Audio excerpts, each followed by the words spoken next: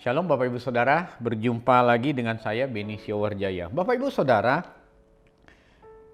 ketika kita mendengar kata berbuat baik, maka kecenderungan daging kita itu pingin menjadi orang yang menerima daripada menjadi orang yang melakukan. Alam bawah sadar manusia selalu punya naluri ingin menjadi penerima daripada menjadi pelaku.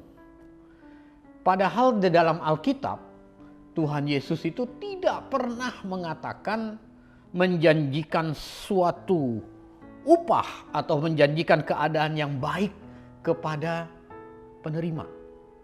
Berulang-ulang Alkitab mengajari kita menjadi pelaku.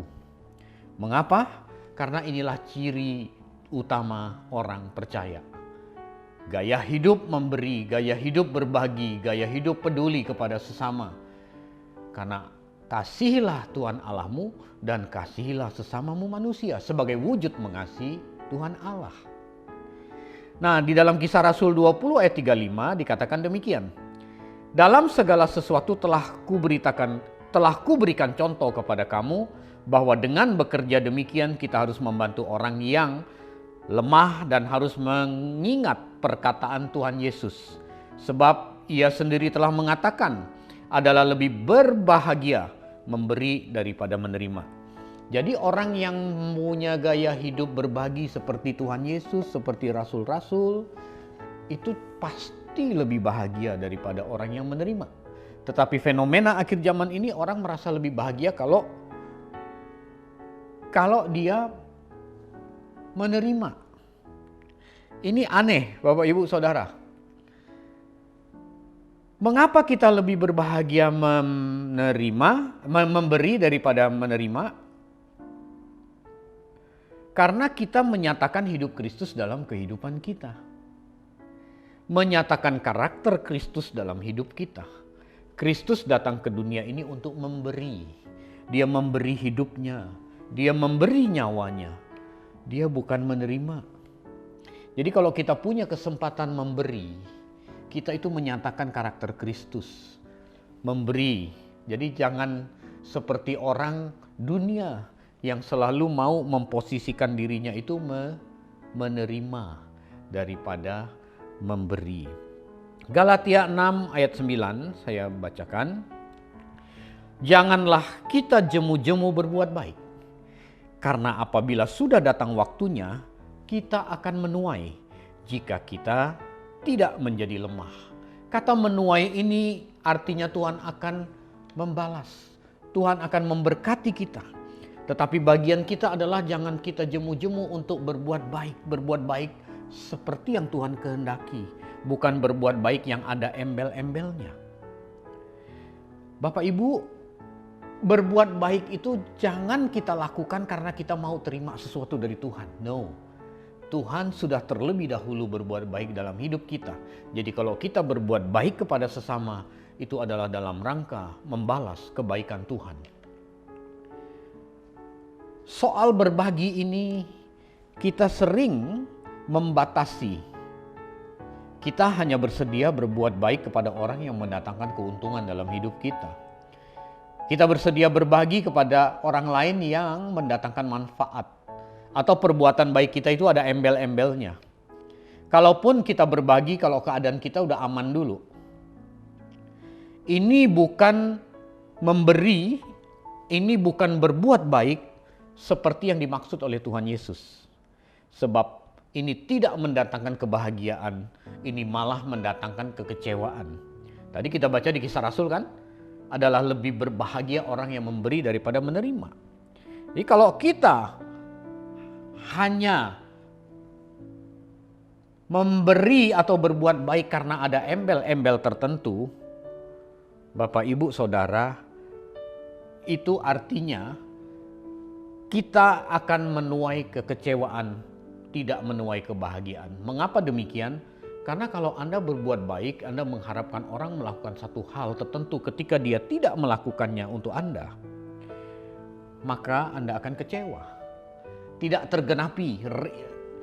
Logos yang kita baca tadi tidak jadi rema dalam kehidupanmu. Karena kamu berbuat baik, Tuhan jelas bilang kan, lebih bahagia orang memberi daripada menerima. Kamu memberi berharap orang berbuat sesuatu. Kalau dia tidak berbuat sesuai dengan yang kamu mau, yang kamu tuai adalah kekecewaan. Berbagilah dalam segala kondisi sesuai dengan kehendak dan tuntunan Tuhan. Jangan tunggu Anda berlebihan baru berbuat baik. Seharusnya dalam kondisi minus sekalipun. Jikalau memang Tuhan menghendakinya, kita harus bersedia menyisihkan. Bukan menyisakan, tapi menyisihkan untuk perbuatan baik. Tuhan pasti memperhitungkan. Tuhan pasti memperhitungkan. Dia tidak pernah tidak memperhitungkan. Kisah di Lukas 5, ayat-ayat awal. Ketika Tuhan Yesus mengajar, Tuhan Yesus melihat begitu banyak orang mengikuti dia. Tuhan Yesus butuh perahu supaya dia bisa bertolak ke bibir pantai, supaya suaranya bisa dibawa oleh angin yang ke daratan dan semua orang mendengar percakapannya.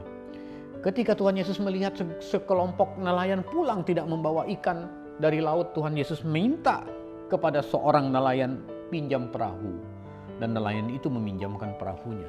Lalu mulailah Yesus berkhotbah dari bibir pantai. Selesai berkhotbah, Tuhan Yesus mengembalikan perahu itu kepada sang nelayan itu. Lalu Tuhan Yesus memerintahkan dia untuk pergi menjala.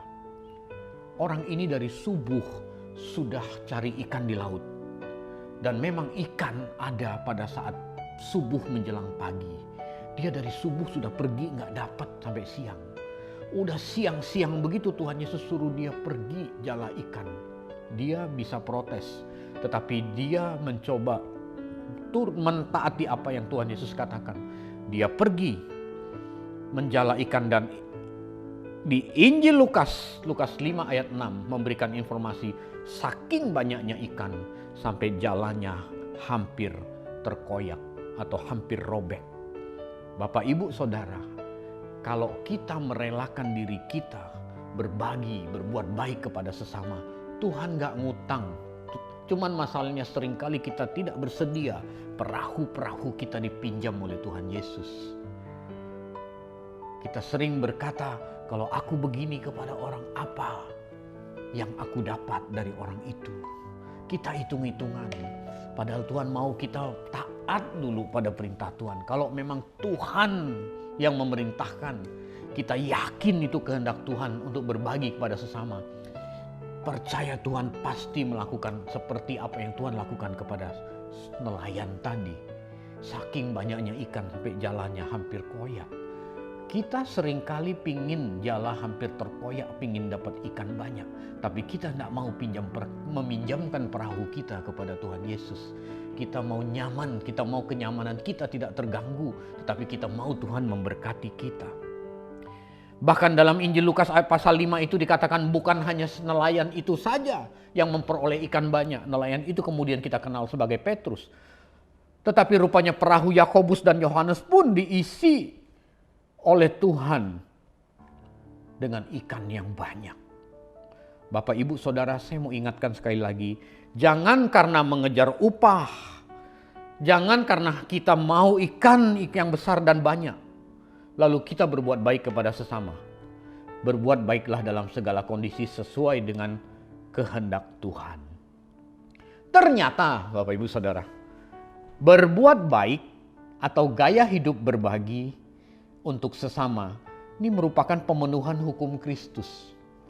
Galatia 6 tadi kita baca ayat 9, sekarang kita baca ayat 2. Bertolong-tolonglah menanggung bebanmu, demikianlah kamu memenuhi hukum Kristus. Kalau kita bertolong-tolong, kalau kita berbuat baik kepada sesama seperti yang Tuhan mau, ternyata kita sedang memenuhi hukum Kristus. Hukum yang mana? Tentunya hukum kasih. Kasih adalah segala tindakan yang kita lakukan kepada sesama sesuai dengan kehendak Tuhan. 2 Yohanes 1 ayat 6 berkata, dan inilah kasih itu, yaitu bahwa kita harus hidup menurut perintahnya. Jadi kalau kita hidup menurut perintah Tuhan, ketika ada orang susah Tuhan suruh kita tolong, kita taat kepada perintah Tuhan. Itulah hukum Kristus yang kita penuhi. Itulah hukum kasih yang kita penuhi. Dan saya mau katakan Bapak Ibu, jangan menunda-nunda. Kalau Tuhan sudah suruh kita melakukan sesuatu buat sesama, jangan ditunda. Sebab kita bisa hilang kesempatan. Ada batas waktunya. Selama masih ada kesempatan. Sebab akan tiba waktunya kita tidak punya kesempatan lagi. Galatia 6 ayat 10. Galatia 6 ayat 10 berkata, karena itu selama masih ada kesempatan bagi kita, marilah kita berbuat baik kepada semua orang, tetapi terutama kepada kawan-kawan kita seiman. Bapak Ibu, kita dilimit oleh waktu. Jangan sampai kita hilang kesempatan berbuat baik lalu Tuhan berkata Tuhan tidak perlu perbuatan baik kita untuk orang lain. Cilaka Bapak Ibu Saudara. Jangan sampai kita seperti orang kaya di Lukas 16, dia hilang kesempatan setelah dia berada di kebinasaan kekal. Selama hidupnya dia tidak memanfaatkan kesempatan yang Tuhan berikan kepada dia untuk menyelamatkan jiwanya. Tuhan hadirkan Lazarus depan pintu rumahnya. Tuhan mau menyelamatkan jiwa orang kaya itu. Tetapi orang kaya itu tidak mampu melihat hal itu. Dia melihat Lazarus berada di depan pintu rumahnya mengganggu. Maka anjing datang menjilat borok Lazarus. Dia tidak berbagi kepada Lazarus. Di kebinasaan abadi dia berkata, Bapak Abraham, aku haus. Tolong suruh Lazarus teteskan setetes air. Ini pasti bukan haus dahaga air mineral. Sebab di kekekalan tubuh jasmani sudah tidak ada. Tentu ini haus akan kebenaran firman. Sebab di kesempatan lain Tuhan Yesus berkata, aku adalah aliran air hidup. Barang siapa minum dari air dari aku, dia tidak akan haus lagi. Orang ini haus karena dia tidak memperdulikan sesama semasa hidupnya. Dia tidak mengindahkan hukum Kristus tadi, hukum kasih tadi, sehingga dia haus, dia butuh pertolongan. Bapak Ibu, jangan sampai kita mau bersedia nolong orang itu kalau kita udah beres, kita sudah cukup, kita sudah kaya baru tolong orang. No. Justru kita harus memiliki gaya hidup berbagi, karena ini adalah ciri-ciri Kristen sejati, memiliki gaya hidup berbagi. Mungkin Anda berkata, Pak Pendeta, saya nggak mau dulu deh, jangan deh, itu bukan bagian saya Pak. Emangnya kalau saya nggak berbagi, emang kenapa Pak Pendeta gitu? Kalau aku tidak memberi, emang apa? Yang penting kan hubunganku dengan Tuhan. Mungkin Anda berkata demikian. Saya ajak kita buka satu ayat, Yakobus 4 ayat 17. Yakobus pasal 4 ayat 17. Yakobus pasal 4 ayat 17. Jadi, jika seorang tahu bagaimana ia harus berbuat baik, tetapi ia tidak melakukannya, ia berdosa. Memang konteksnya ini soal berdagang. Tapi kata berbuat baik di dalam Yakobus 4 ayat 17, kalos dalam bahasa Yunani. Ini sama dengan Galatia 6 ayat 9, kalos. Kalos adalah sebuah perbuatan baik yang mengalir dari hati Tuhan, yang dikehendaki oleh Tuhan. Jadi kalau orang tahu dia harus berbuat baik tapi dia tidak melakukannya, dia berdosa. Bapak, Ibu, Saudara, manfaatkanlah setiap kesempatan yang kita miliki. Ketika kita lihat ada orang susah, mengapa dia hadir di hadapanku? Tanya sama Tuhan, bagianku atau bukan. Tanya sama Tuhan, Tuhan aku perlu berbuat apa? Jangan buru-buru tutup pintu hatimu lalu menghindar lalu berkata, wah dia mau nipu. Wah dia mau bohongin saya, wah dia males, wah dia ceroboh hidupnya dan lain sebagainya. Dan akhirnya Anda tidak pernah melakukan atau mengekspresikan perbuatan baikmu kepada orang. Jadi kalau mulai sekarang Anda lihat orang susah, Anda berkata, aku akan berbahagia karena aku memberi daripada aku menerima. Selamat berbuat baik kepada sesama dan menyenangkan hati Tuhan.